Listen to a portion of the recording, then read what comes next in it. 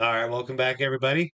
We are in pursuit of educating ourselves on Bill Russell, and I put it out into the comments on a previous video, and Mike suggested I check out this Johnny Arnett video called "The Ultimate Bill Russell" video. So it's 37 minutes long. It's going to be a long one. I'm probably going to do a two-parter, split this up, and make two videos out of it. But without further ado, let's shoot Johnny a like. And thank you, Mike, for the suggestion. Let's get right to this.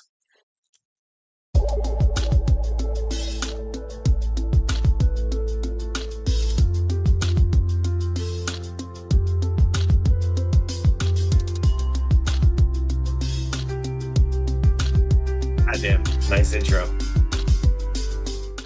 In the last few years, it's become incredibly popular to talk about times where a player was offended and then he went out and did something remarkable on the court in response.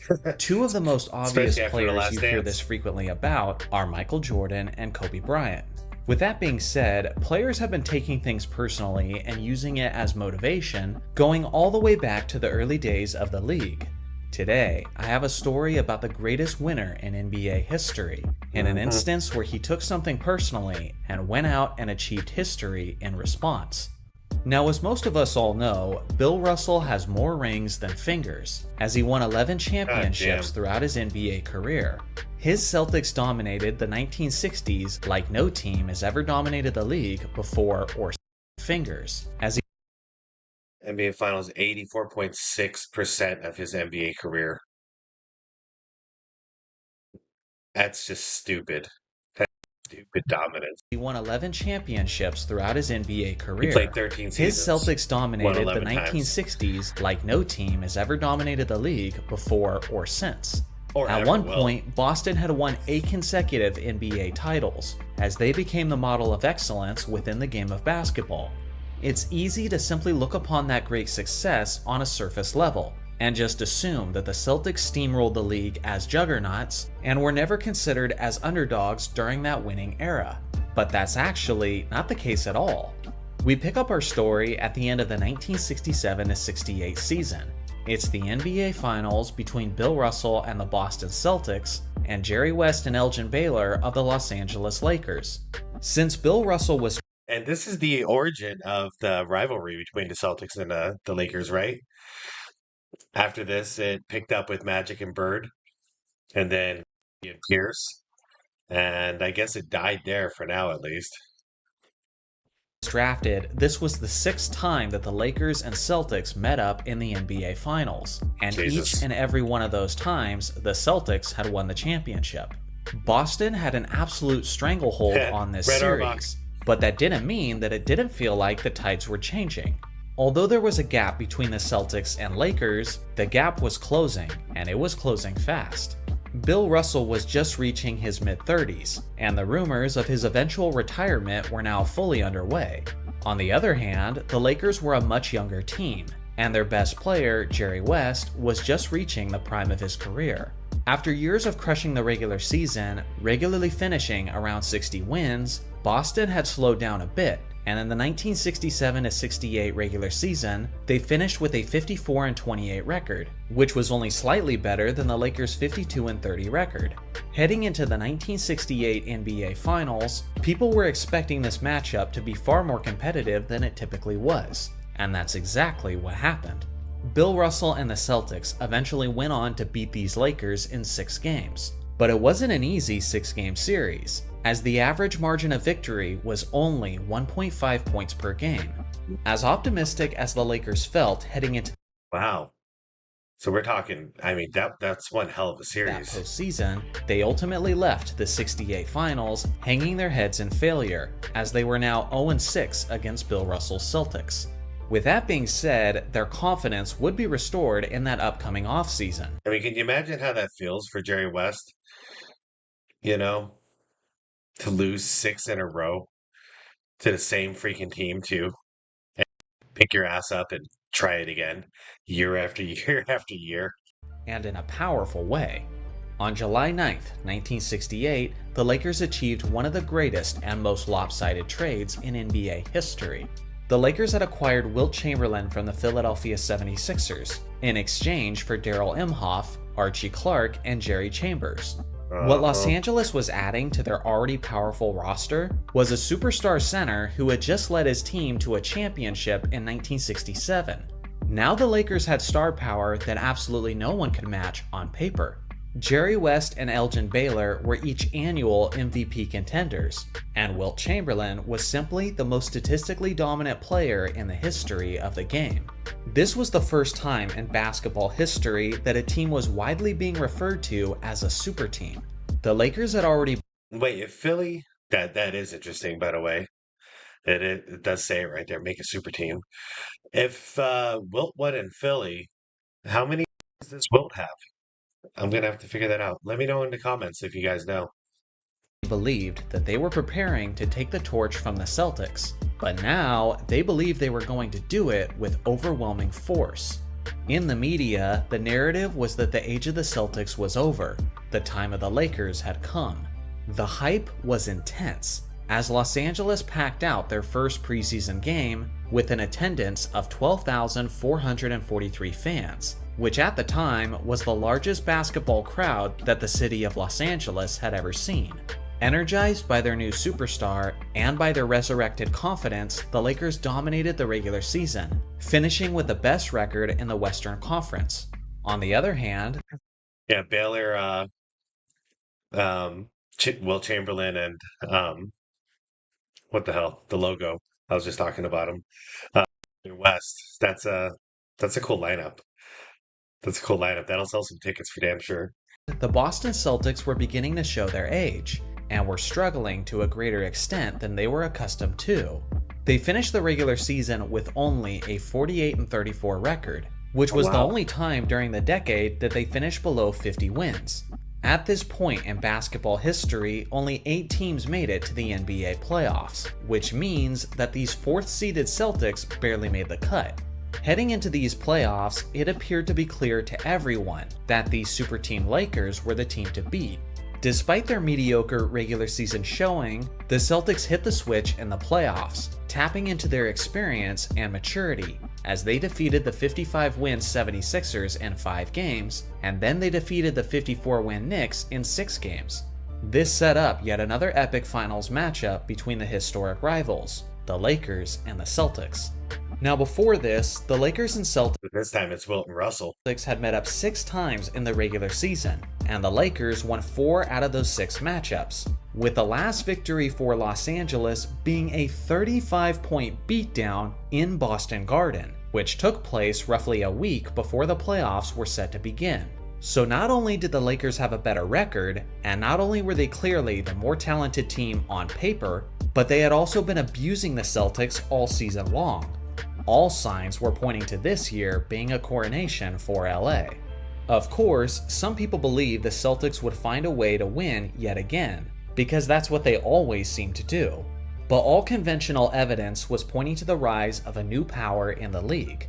When the finals began, things proceeded to... Hey, does anybody else remember that in 1998, the Chicago Bulls 6 championship run? The Utah Jazz were favored series. Can you believe that shit? So it kind of reminds me of that. Like, even though the Celtics have proved it time after time, like, yeah, they people just stop believing. To go exactly as expected, as the Lakers' Big Three dominated Game 1, scoring 92 points combined between their three-headed monster. Close game. After 2 games, the Lakers were in a commanding position, leading the series 2-0. With that being said, Bill Russell and John Havlicek always performed with elite desperation when their backs were against the wall. At the end of Game 6, Boston had successfully done the unthinkable and forced an improbable Game 7 in Los Angeles. Now here's the thing. Heading into Game 7, 3 games had been played in Los Angeles, and 3 games had been played in Boston. The Lakers had won all 3 games in LA, while the Celtics won all 3 games in Boston. Oh, damn. Then LA had the home court advantage. With Game 7 being held in the Forum in Los Angeles, the Lakers had every reason to be extremely confident that they were going to win the championship and finally put an end to the Celtics' reign over the league. The one person who led that confident charge for the Lakers organization was the Lakers owner, Jack Kent Cooke.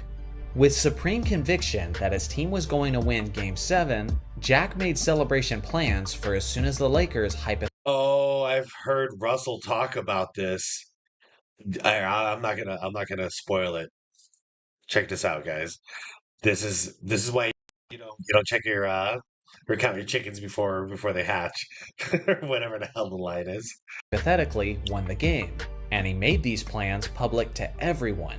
Jack made sure that a flyer was placed on each and every spectator's seat prior to the game, and on the flyer it said, "When, not if, the Lakers win the title, balloons will be released from the rafters, the USC marching band will play Happy Days Are Here again, and broadcaster Chick Hearn will interview Elgin Baylor, Jerry West, and Wilt Chamberlain in that order." Now these balloons were being held in the rafters with the giant net, and printed onto each of these balloons was the words "World Champion Lakers." And what have we learned about not poking the bear, man? And I'm starting to think that Russell was one of those guys, like Jordan, Kobe. It's looking like Luca nowadays, Bird. You know, don't piss him off. These balloons could be seen easily by everyone on the basketball court. Before tip-off, word reached the Celtics locker room about the Lakers' arrogant celebration plans. And obviously, as competitors, the Celtics players were extremely infuriated. And Yeah. Even if they were exhausted and had nothing left in them, they'll find that extra mode now. You done just pissed them off, lit a fire under their ass. Stupid move, man. none of them were more angry than the Celtics leader, Bill Russell. During the pregame shoot-around, the Celtics could see the It's a slap in balloons the as face. they were practicing. Soon afterwards, the star players met up at center court, which is customary prior to the start of a championship game. When Jerry West and Bill Russell came face to face with one another, Russell looked directly at him and said, "Those f***ing balloons are staying up there." The challenge had been made and the table was set. Tip-off took place, and what ensued was one of the greatest games in the history of the NBA. Jerry West did his part, putting up a 40-point triple-double. Wilt Chamberlain also showed up with a monstrous effort, but an untimely injury forced him to miss the final minutes of an extremely close contest. Although the Celtics were up by as many as 17 points in the fourth quarter, Los Angeles stormed back to make the game a nail-biter in the final minutes. But that's when Bill Russell came through and fulfilled his promise. On the night, Russell had 6 points, 21 rebounds, and 6 assists. He led Wow. all Celtics players in minutes, rebounds, assists, and presumably blocks, as his key Wow. He made that much of an impact with 6 points. But defense. He was playing Will Chamberlain. I wonder what Will put up. rebounds and defensive stops were the major difference maker down the stretch. That's right, they didn't count blocks back then, did they? When the buzzer sounded, the Celtics had done it yet again, as they defeated the Lakers Damn. for the 7th time in the NBA Finals. Bill Russell now had 11 championship rings, and this victory made him 10-0 in deciding 7th games. And, of course, those balloons did in fact stay up there. If there's one thing to learn from this video, is that you never, ever bet against Bill Russell in the NBA Finals, especially in a Game 7, regardless of the opposition and regardless of the odds. So what do you guys think? What's your favorite story about a player taking something personally? I look forward to hearing your thoughts in the comment section below. Damn, man. Yeah. Well, I mean, they got what they got. They celebrated so early. That was stupid. The guy's got first off, he's never lost a game 7. And his well, what was that stat we saw earlier? In his entire career, he won like 86% of the years he was playing. Like, you don't celebrate early against that guy. You don't count him out. William Felton Russell, more commonly known as Bill Russell, is one of the most iconic legends of NBA history. He's widely recognized as the game's ultimate winner, as he has more championship rings than any other player of league history with a total of 11. Despite having more rings than fingers, Russell has Is that the same amount as Phil Jackson does as a coach? 6 with the Bulls, 5 with the yeah, 11. Stupid. Significantly less hardware than he actually deserves, since he played in the NBA at a time when many accolades and awards had not yet been invented. Honors like the NBA's All-Defensive Teams, the Defensive Player of the Year award, and the Finals MVP did not exist throughout the vast majority of Bill Russell's career. He already has a dominant resume worthy of putting himself in the GOAT argument, but his incredible body of work only becomes tremendously more impressive once you consider the additional awards he likely would have accumulated if they had always been available.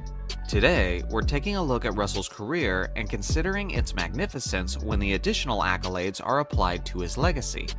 First off, let's start by considering Russell's impact and reputation as a defensive player.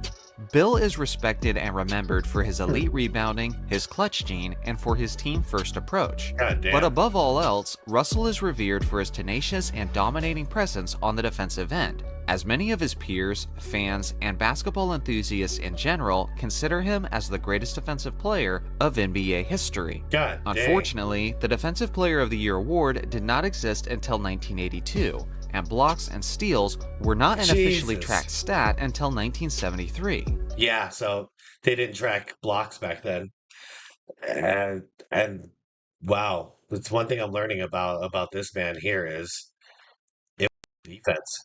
It was all defense, rebounding, and points were secondary. So you just surround him with some people who can score the ball, and he's going to take care of everything else for you.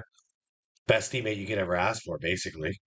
Which means there is a lot of details that we don't know about his career defensively. But with that being said, there is a decent amount that we do know about what he achieved defensively. Bill played a total of 13 seasons in the NBA, and during that stretch, he led the NBA in defensive win shares in 11 out of those 13 seasons, in some instances even doubling the amount of defensive win shares as the closest competitor. Get that weak At shit one out of point, there. he led the league in defensive win shares for an entire decade straight. Remember, this was in the same era when Wilt Chamberlain was also playing his prime basketball, and Russell still had a stranglehold on the league defensively.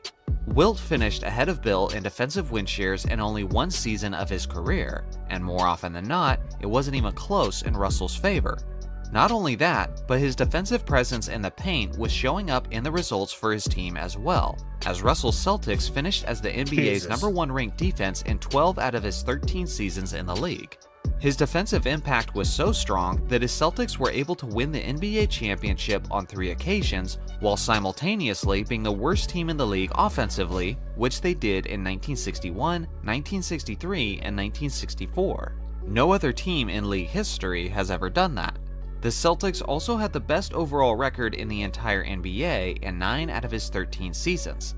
Remember, Bill Russell won 5 league MVP awards, which is the second most in NBA history, and he won those awards mostly as an acknowledgement of his supreme defense, despite being relatively limited offensively. So it's fair to ask, how many accolades do you think he would have got if they were exclusively about his defense? To put it simply, Russell would have absolutely dominated the Defensive Player of the Year award like no one else has in all of history. Yeah, basically, he would have just gotten it every single year of his career. Like, it would have just been no contest. He played less than 69 games in only one of his 13 seasons, which means he was almost always eligible for the awards. Based on what we know, on the low end, he's winning as few as 8 Defensive Player of the Year awards, and on the high end, he's winning as many as 11. Either way, he's easily the all-time leader in Defensive Player of the Year's 1, as the current record holder is a total of 4 shared by Dikembe Mutombo and Ben Wallace. Even on the low end, Bill Damn, I didn't know Ben won 4. Props. Would have at least double the amount of DPOYs compared to the closest defender of league history. He's also likely earning a first-team all-defensive spot in anywhere from 9 to 12 seasons of his career. 100%. Regardless of whether it's 9, 10, 11, or 12 selections, it's the most in He's nutting on the back of that guy's head right there. Holy shit. Wow, what a stretch. NBA history. If this was all the case, I honestly believe that Bill Russell would stand out more defensively than Michael Jordan or Wilt Chamberlain do offensively, as there would be absolutely no argument about who the greatest defender to ever live was, and it would be laughable to even suggest otherwise. It's important to note that during This makes me want to play some 2K and just pair up Jordan and Russell, and just to have the best defensive player and the best offensive player of all time. Just team up. Bill Russell's era, the awards were actually voted and decided by the players themselves and not by members of the media like it is today. This means that Russell's dominance defensively wasn't only the perception, but it was also the first-hand on-the-court experience of both his teammates and his opponents, which carries even more weight in my humble opinion. Yeah. One common perception among players and fans of that generation is that Wilt Chamberlain wasn't always giving 100% effort and energy defensively, and would sometimes visibly take nights off when He was the original LeBron, is what I'm learning more and more. Is Will Chamberlain, stat pattern, amazing player, but he was more about his success as an individual rather than success as a team. And as long as his numbers look good, he was happy. And that's basically what LeBron has been, like the majority of his career at least. And winning comes second. He'll prop up his stats and be like, I did my job, and pull that whole narrative. But his team is losing and he's the leader. And I think that's why people respect Bill Russell a lot more than they respect Will Chamberlain. And I think eventually, it's going to catch up to LeBron too. I think more and more people have woken up and seen this he's not him. He's not the guy. He's not the guy you want leading your team. he wasn't feeling as motivated. This was never something that was a concern for Russell. On the contrary, Russell was known to be absolutely obsessive about competing, as he would sometimes build an anxious anticipation in the pregame to the point of vomiting. Russell's all-consuming desire to win undeniably resulted in him giving the most effort possible on the court defensively on a night-to-night basis. Another crucial award that did not exist throughout Bill Russell's career was the Finals MVP, which is a pretty unfortunate detail for a guy who won 11 championship rings. Michael Jordan certainly has an argument, but Bill Russell may just be the ultimate clutch performer, as he has a perfect 10-0 record in deciding 7th games in the postseason. Yeah, that's a stat I do remember. So we give Jordan the 6-0 in the finals, and this guy lost to Game 7, Bill Russell. Both very impressive. And he was ridiculously productive in those do-or-die games. The NBA Finals as a whole were not... Dude. 18.6 points, 29 rebounds. Am I getting that right? And a 3.7 assists? How they're laying this out on 45% shooting? 29 rebounds? On Game 7s. He went all... Wow. He went all out, man. 29 freaking rebounds. Average in Game 7s. I'm just dumbfounded. I got to keep going because I'll stare at that shit all day. Wow. Not much different, as Russell had a knack for performing his best when games mattered most. I've researched all of his performances in the NBA Finals, and I definitely think he's winning the award in these finals, and he's possibly winning the award in these finals, which means that on the low end, he's winning as few as 7 Finals MVPs, and on the high end, he's winning as many as 10 Finals MVPs. Either way, it's the most in NBA history. Now that we've analyzed and broke down all of these factors, let's take a look at Russell's complete resume as it should be. With all of this hardware added to his resume, what do you think it does for his legacy and for his ranking on the NBA's Defensive Player of the Years? Yeah, I mean, that's not an exaggeration. That's a gimme. First team all offensive. And his finals MVPs. This is legit, Johnny. This is legit. I mean, that's what he already got. Fuck. Damn. all-time list? I'll just say simply that it would clearly do a lot. Let me know in the comments section if some of these details affect the way you view Bill Russell on the NBA's all-time list. I look forward to hearing your thoughts. Russell wasn't getting my education on today. I'm gonna cut off part 1 right there. Yeah. Did you guys anything because I'm learning a ton about Bill Russell so far. So I'm excited. We got a whole second half of this. So I'm gonna post this up, and part two will be coming out the following day. Thanks for watching, everybody. I'll see you in part two. Peace.